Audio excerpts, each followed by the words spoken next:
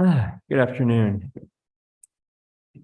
To paraphrase another faith's holiday greeting, Teshuvah is the reason for the season. What I want to tell you about is a rather embarrassing Teshuvah of my own. First, let me take you back to an exciting day in our people's history, the consecration of the tabernacle, the portable wilderness tent containing the ark with the 10 commandments, and where Moses spoke with God for the rest of that prophet's life. On that day, according to chapter 9 of Leviticus, an amazing thing happened.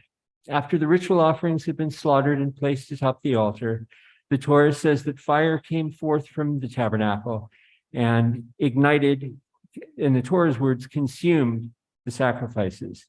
The people all shouted and fell on their faces, as I imagine all of us would.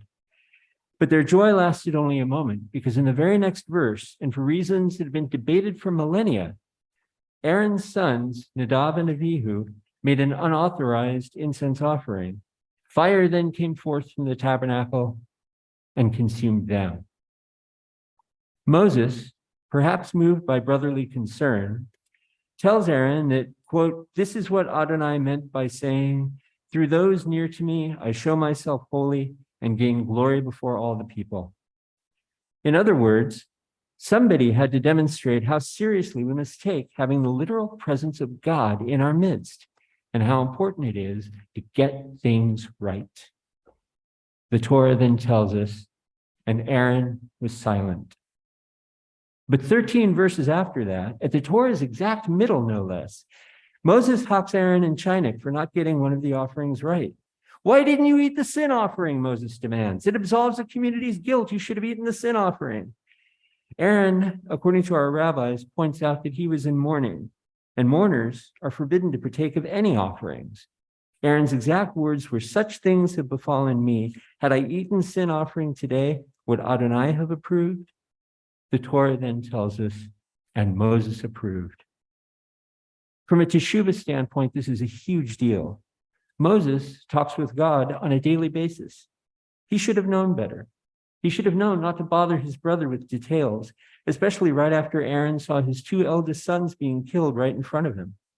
But Moses' anger got the better of him, and not for the first or last time either. Sometimes anger can lead otherwise well-meaning people to make big mistakes, which brings me to my embarrassing Teshuvah. I returned to Judaism in 1996 after a nearly 20-year spiritually eclectic post-bar mitzvah intermission, and I was determined to get things right. I crossed every aleph and dotted every bet with the zeal typical of those who wrongly think they've discovered the wheel or created fire. So determined was I to get things right that I overlooked one thing.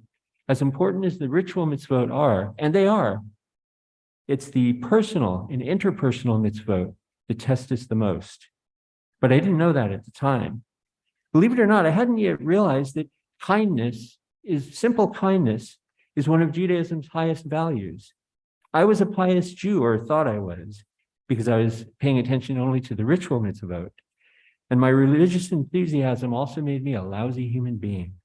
So there I was at Santa Rosa's Mendocino Avenue Safeway on a Friday afternoon, chewing out an employee for his stores having the temerity not to carry Shabbat candles. Birthday candles they had, votive candles also, long tapers for romantic dinners in abundance. But not the officially sanctioned, correctly labeled on the box Shabbat candles. And I was, to put it mildly, annoyed. I think of that afternoon from time to time, and though I've mostly made my peace with it, the memory does bring a faint echo of guilt and guilty discomfort.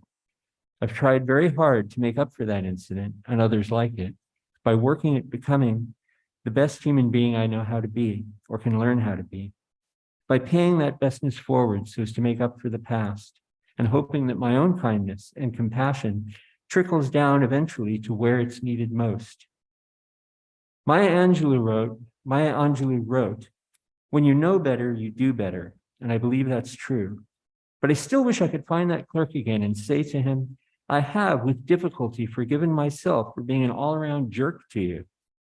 And I hope that you can find it in your heart to do the same for me." Good gentle. Okay. Do you have any questions or fun?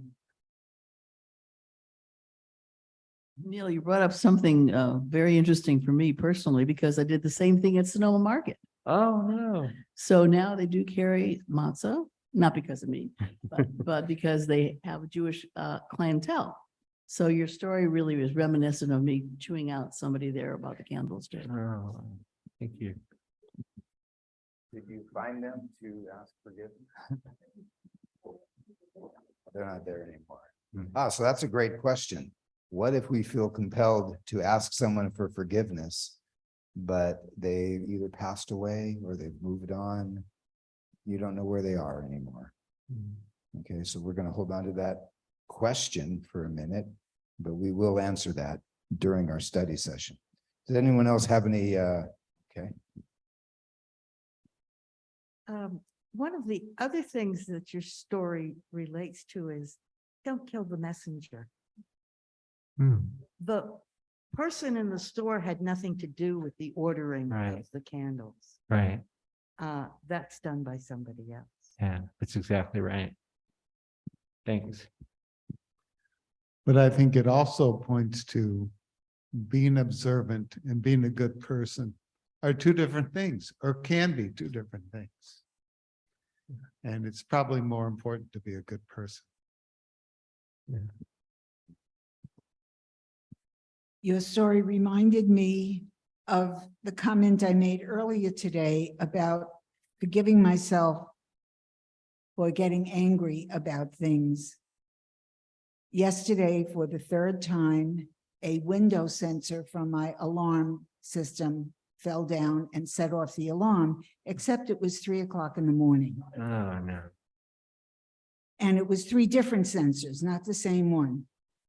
So when I spoke to the person on the phone from ADT, I was really angry, tired, annoyed, and chewed them out.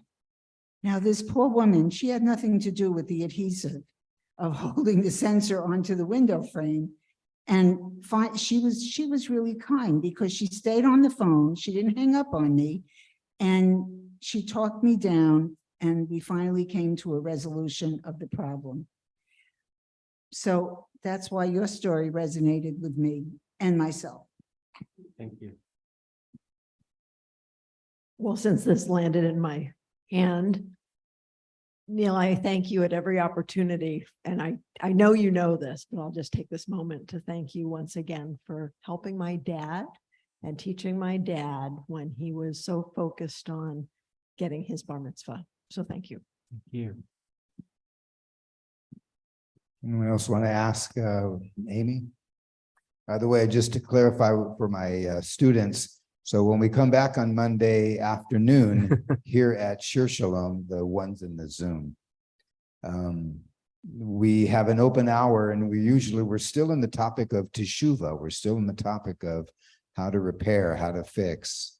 Sometimes it means going back and reconciling, and sometimes it's putting your best foot forward. So this is not a typical worship hour per se that you might find in other synagogues at this hour, but this is the Sonoma way.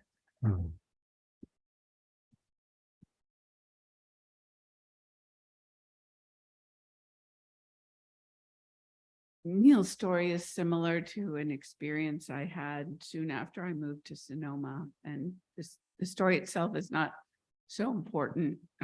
Mark and I walked out of the store and I was duly admonished. But it occurred to me that for the first time in my life, and now 27, 28 years later, living in a smaller community, because part of what we talked about this morning was being in community and what it means to be in community. In larger cities, when everything's a little more anonymous, when if you do something to embarrass yourself at a particular store, you can just go 2 blocks in the other direction and not have to face up to what you did. And so I'm forever grateful for our smaller community. And I think some of the rougher edges have smoothed a bit because of it. Mm.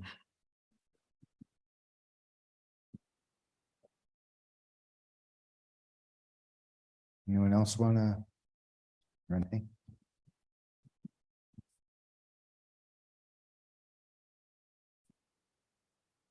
Hi, Neil. I don't know you, but I'm Renee, and it was beautiful what you had to say. Thank you. So I guess my question to you is, do you think, and I open this up to anybody, do you think being an observant Jew makes you a better person? And I have some thoughts on that, but being an observant Jew when it comes to rituals or whatever, does it make you a better Jew or a better person? I think if it doesn't, you're probably doing it wrong. If it doesn't, you're probably doing it wrong. Yeah. Yeah. So that's a very good question. Yeah, well, it's supposed to lead us Yeah. to action, righteous action, Yeah. right? Meritorious acts. Right? Right. Yeah. Yeah.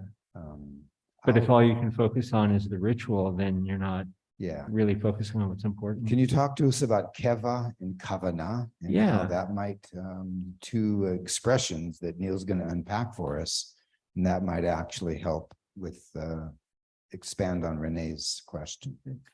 So when it comes to prayer, my understanding is that when it comes to prayer, there's a tension between keva, which is the fixed ritual, words we're supposed to say, and the kavanah, which is the intention that we freight them with. And I say their intention because if you pray the same prayers every day, you're going to have a point where they may feel stale in your mouth. So you have to have a way to develop kavanah, to develop the intention to keep them ever fresh and ever new.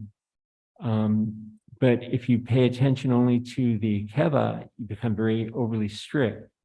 And if you pay attention only to the kavanah, you don't have anything holding you up. What was the last thing you said? The last part? If you only pay attention to the kavanah, you don't have anything holding you up, Holding you up. Good. supporting you. Any other? I would, I don't think we have time, but I was gonna, well, maybe we do. Let's end on this. Your story helps, makes me think of Hillel and Shammai, or Shammai who becomes a Hillel. Right. Does that make any sense to you? Because you were very observant and halacha, and then you started to realize that, maybe more of a Hillel approach of sensitivity and these kind of things. Yeah, yeah. So could you give them the Hillel Shammai Standing on one camp, foot version. and then how if you feel that you transitioned from one to the other? Okay. Yeah, well, Shammai, somebody wanted to convert to Judaism, and we probably all heard this story, but I guess it bears repeating that somebody wanted to convert to Judaism, and they went to Shammai and said, I want to learn the entire Torah standing on one foot. And Shammai is a very no-nonsense. He picks up a carpenter square and starts hitting the guy with it, chases him away. Same guy comes to Hillel a few minutes later and asks Hillel, I will convert to Judaism on the condition you can teach me the Torah while I stand on one foot. And Hillel said, very famously, what you find hateful, do not do that to others. That's the entire Torah. The rest is commentary. Now go study. So I sense that you had a, from a ritually correct to till you find yourself being mean, right? Right. Spirited, and that was probably your wake-up call where you said, Very much so. I need a little bit more Hillel in my, Yeah. yeah, thank you. Thank you. Good. Thank you, everyone. Yesher koach.